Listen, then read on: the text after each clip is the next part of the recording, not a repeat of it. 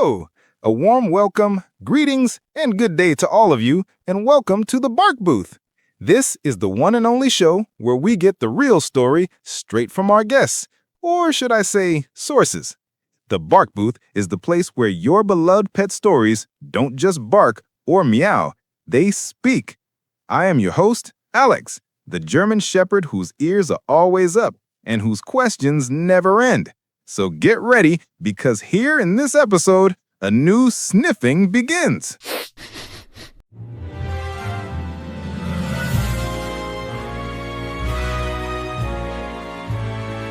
Every week, we dive into the world of your favorite and beloved pets to understand their habits, their secrets, and those things that only we can.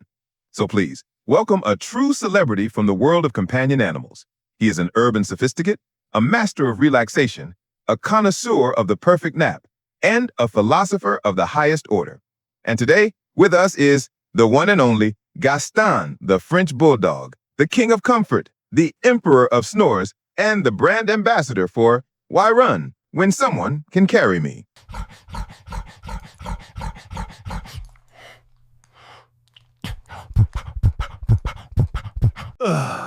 Alex, darling, an absolute pleasure. Though I must confess the journey here was, well, it was a journey. 3 whole blocks from the car to your studio. I may need a moment to recover from such exertion. Of course, take all the time you need. I notice you've already found the most comfortable spot in our studio. This particular patch of carpet has the optimal combination of distance from any potential drafts and proximity to what I can only hope are refreshments. Speaking of which... Yes, we do have cheese available for our distinguished guest. Now, Gaston, let's start with something everyone notices immediately about your breed. You have a very distinctive way of breathing. It's like a symphony of snorts, grunts, and snores. Tell us about that unique vocal repertoire. One doesn't simply breathe, Alex. One performs. It's a design choice, you see. The snub nose, very exclusive, very French. It lets the staff know that I'm present, I'm pondering life's great mysteries, and I most certainly require a snack for my intellectual efforts. It's less about oxygen intake and more about creating the proper ambiance for contemplation. A feature, not a bug. But this sophisticated feature means you can overheat quite easily, doesn't it? A minor inconvenience in exchange for a life of unparalleled luxury and philosophical depth. One must simply position oneself strategically, directly in the path of a fan, or preferably, arrange for the staff to fan you with a large leaf while feeding you ice cubes. It's about resource management, darling. Why expend energy running when you can conserve it for more important pursuits, like perfecting the art of the meaningful stare? Resource management. I love that perspective. This leads us perfectly into our first deep dive segment, the ancestry sniff. Now, Gaston, my German Shepherd ancestors had a very clear job description: herding sheep, protecting the flock, working from dawn to dusk. What was your breed's original calling? What noble profession did your forebears pursue? Oh, job. Oh, Alex, my dear working-class friend. My ancestors didn't punch a time clock. They perfected something far more sophisticated. We are professional companions, guardians of the sacred lap, curators of comfort, while your family was out there with the sheep, dealing with all that weather. Mine was busy revolutionizing the concept of emotional support. We invented the therapeutic nap, the healing power of the perfectly timed snort, and the ancient art of looking so pitiful that humans simply must share their croissants. So you're saying your breed basically created the first wellness program? Precisely! We are the original life coaches, Alex. We teach humans the importance of rest, the value of sitting still, and the profound joy found in doing absolutely nothing with great intention. It's a calling that requires tremendous dedication and natural talent. That's fascinating. Now, speaking of natural talents, let's explore the daily Zoomy segment. My energy pattern is like an all-day marathon. I wake up ready to patrol, to work, to engage with the world. How would you describe your approach to daily energy management? Mine is more of an artisanal, small-batch energy production model. Think of it as a concentrated espresso shot, followed by a lengthy, meditative recovery period. I believe in quality over quantity, Alex. One must patrol the perimeter of the living room at maximum velocity. This takes approximately 37 seconds, and then collapse dramatically onto the coolest available surface for thorough contemplation of the morning's achievements. And toys? I imagine a ball or frisbee doesn't quite match your aesthetic. Physical labor with objects? Oh, Alex, please, you wound me. A proper toy should be stationary, preferably plush, and ideally shaped like a small pillow or cushion. Its primary function is to serve as auxiliary napping infrastructure. I have a particular fondness for toys that make no demands upon me whatsoever. Of course. That philosophy extends to exercise, I imagine. Exercise is a philosophy, not an activity. I practice what I call meditative movement. Very slow, very deliberate, with frequent stops for reflection. A walk around the block becomes a journey of discovery. That fascinating smell near the fire hydrant deserves at least 5 minutes of thorough investigation, wouldn't you agree? Absolutely. This brings us to one of my favorite segments, myth versus reality. Let's address some misconceptions about your breed, shall we? Myth number 1. French Bulldogs are lazy. Reality. I am not lazy, Alex. I am an energy conservationist, a sustainability expert in the field of personal resources. My apparent idleness is actually a deliberate, deeply philosophical choice. I've simply evolved beyond the primitive need to expend energy unnecessarily. It's quite advanced, really. I see. Myth number 2. All small dogs are yappy and high-strung. Yapping. How terribly common. How unrefined. Such behavior is for dogs who lack sophisticated communication skills. I prefer what I call percussive dialogue, a carefully orchestrated symphony of snorts, grunts, and sighs. Each sound carries specific meaning. A snort indicates hunger or mild disapproval. A grunt suggests boredom or philosophical pondering. And a sigh, well, a sigh expresses the full weight of existential contemplation. Each vocalization is essentially a soliloquy. Your communication style sounds almost Shakespearean. Myth number 3. French Bulldogs are high maintenance. This requires careful consideration. Are we high maintenance, or do we simply have refined standards? I prefer to think of myself as having specific requirements for optimal performance. Climate control, dietary considerations, appropriate seating arrangements. These aren't maintenance issues, they're quality of life essentials. A Ferrari requires premium fuel, does it not? An excellent analogy. Now let's get more serious with the health report with a snort. Many French Bulldogs deal with breathing issues, sensitive skin, or joint concerns. How do you navigate these challenges? Yes. My exquisite design does come with certain specifications that must be respected.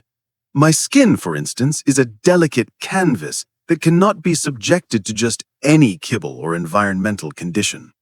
And yes, the staff has implemented what they call the no jumping edict, due to something about our noble spines and disc considerations. They've installed these ramps throughout the house. The indignity of it all. I've explained that I require dramatic entrances and exits from the sofa. It's part of my artistic expression. But they insist on protecting my back. Sometimes I wonder who's really training whom. You ever engage directly with other dogs? Occasionally, if the mood strikes and the dog in question displays appropriate reverence. I'm particularly fond of other flat-faced philosophers. Pugs, Boston Terriers, the occasional enlightened bulldog. We understand each other's approach to life. We can sit together in comfortable silence, perhaps sharing a mutual appreciation for a particularly well-positioned sunbeam. This brings us to the Human Handbook. You mentioned earlier that your cooperation must be earned. Can you elaborate on your training philosophy? Training, Alex, is a bilateral negotiation, not a dictatorship. I am not untrainable, perish the thought. I simply require convincing. The right incentives presented with appropriate respect for my intelligence and autonomy. What constitutes appropriate incentives? Cheese, obviously. High-quality cheese, mind you, none of that processed nonsense. Small pieces of roasted chicken, perhaps a bit of that expensive dog biscuit from the boutique pet store. And patience, Alex. Infinite patience. If the staff becomes frustrated or raises their voice, I simply cannot perform. My artistic temperament, you understand. And what about the family structure itself? Are you suited for busy households? How do you interact with children? The mini-staff. This is perhaps where I shine most brilliantly, Alex. Despite my sophisticated requirements, I am at my core a family dog. The little ones, they're generally a delightful source of dropped snacks and inadvertent belly rubs. They haven't yet learned the adult art of ignoring a perfectly positioned dog, so they're quite reliable for attention. My only requirement is that they understand the difference between a robust playmate and a living work of art. I don't fetch or wrestle. I pose, I cuddle, I provide emotional support through proximity.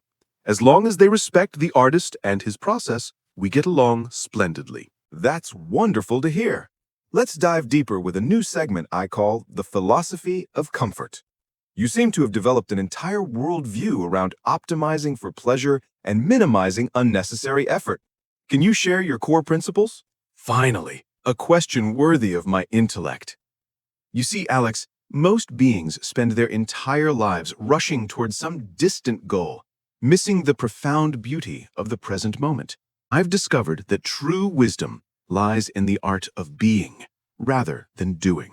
Can you give us some specific examples of this philosophy in action? Certainly. Take the morning routine, for instance. While others leap from bed in a frenzy of activity, I practice what I call gradual emergence. Is there adequate sunlight? First, one eye opens to assess the situation. Are the staff moving about with purpose, suggesting breakfast might be imminent? Only after thorough consideration does one proceed to the next phase, the stretch. The stretch, Alex, is not merely physical preparation. It's a meditation, a statement of intent. It announces to the universe that I am ready to grace the world with my presence, but only on my terms. And how does this philosophy extend to your daily activities? Every moment becomes an opportunity for mindful luxury. The walk to the food bowl becomes a processional. The selection of napping spots requires careful consideration of factors most beings never contemplate: the angle of sunlight throughout the day, proximity to human traffic for potential petting opportunities, escape routes should a vacuum cleaner appear unexpectedly. I've essentially gamified the art of living well, Alex. Each day presents new challenges in optimization, new opportunities to perfect the balance between effort and reward. This is fascinating. Let's explore the Gaston Guide to Home Management. How do you train your humans to maintain your preferred environment? Training humans is remarkably similar to training any other species. Consistency, positive reinforcement, and strategic deployment of charm. The key is to make them believe that serving your needs was their idea all along. Take temperature control, for instance. I don't simply demand air conditioning. Instead, I position myself dramatically in the warmest spot available and begin what I call the suffering pose. Tongue slightly extended, breathing deliberately audible, eyes half closed in apparent distress. Within minutes, fans appear, windows open, and suddenly everyone's concerned about poor Gaston overheating. That's actually quite sophisticated manipulation. I prefer to think of it as collaborative problem solving. We all want the same thing: my comfort and happiness. I simply help them understand how to achieve this shared goal. Let's move into the perfect human. Based on your extensive experience with human management, what should potential French Bulldog families know before they commit to your lifestyle? This is perhaps the most important question you've asked me, Alex. The beauty of my compact, artisanal design is indeed my versatility. I can thrive in a bustling family home or a quiet city apartment, provided certain non-negotiables are met. First, they must understand that we are made of equal parts love and foolishness. We will make them laugh every single day, but our unique design comes with responsibilities. They must be prepared to serve as our personal climate control system, our lifeguard in even the shallowest puddle, and our diligent health advocate. And what about the financial considerations? Yes, well, quality comes at a price. We're not the most economical choice, I'll admit. Our specialized dietary needs, potential medical considerations, and let's be honest, our preference for premium everything. These factors require budgetary consideration. But Alex, what price can one put on daily joy, on a companion who turns every ordinary moment into an opportunity for happiness? And what about lifestyle compatibility? We need humans who understand that flexibility is key. Plans may need to change if the weather is too hot for extended outdoor adventures. Exercise routines might require adjustment. Social gatherings may need to include suitable resting spots for distinguished guests. But here's what they receive in return: unwavering loyalty, constant entertainment, and the living reminder to slow down and appreciate life's simple pleasures. We teach humans how to nap properly, how to find joy in small things, and how to live in the moment. That brings us to our final segment, the scratch behind the ears. What is the single most important piece of advice you would give to someone considering adding a French Bulldog to their family? They must understand that choosing one of us is not simply acquiring a pet. It's adopting a lifestyle philosophy. We don't just live in your home, we transform it into a temple of comfort and joy. Except that your lap is no longer your own. It's my throne. Your schedule will revolve around optimal napping conditions. Your heart will expand to accommodate levels of love you never knew possible. But most importantly, they must be prepared for the profound responsibility of caring for a being who gives everything, every snort, every sigh, every moment of companionship in exchange for simple love and understanding. We are not low maintenance, Alex, but we are absolutely worth every moment of effort. This has been absolutely enlightening. Your wisdom, your humor, your unique perspective on life. It's been a privilege to share this time with you. The pleasure has been entirely mutual, Alex. Though I must say, this conversation has been quite stimulating. I may require an extended recovery nap to process all this intellectual engagement. Of course. And speaking of comfort, it seems you found the perfect position for our closing remarks. And to all of you, our distinguished listeners, thank you for joining us on this journey. The conversation doesn't end here, though. If you found our guests' insights as delightful as I did, please show your appreciation with a like. Consider it a scholarly nod of approval. To ensure you don't miss our future explorations into the canine mind, I invite you to subscribe to our little society. Think of it as joining the Order of the Wagging Tail, a community of curious minds seeking to understand our four-legged philosophers. Should you know someone whose companion exhibits certain aristocratic tendencies, please share this episode. It might provide them with valuable insights into their sophisticated housemate's worldview. Now here's where I need your help. Our guest roster is open, and I'm curious, which breed's perspective would you like us to explore next? Perhaps a high-energy Border Collie's thoughts on work-life balance, a dignified Great Dane's views on personal space, a mischievous Beagle's philosophy of following one's nose. Share your suggestions in the comments below and make your case. The most compelling arguments will certainly influence our future programming. Finally, that bell icon ensures you'll receive timely notification of our next session. We wouldn't want you to miss a single moment of canine wisdom.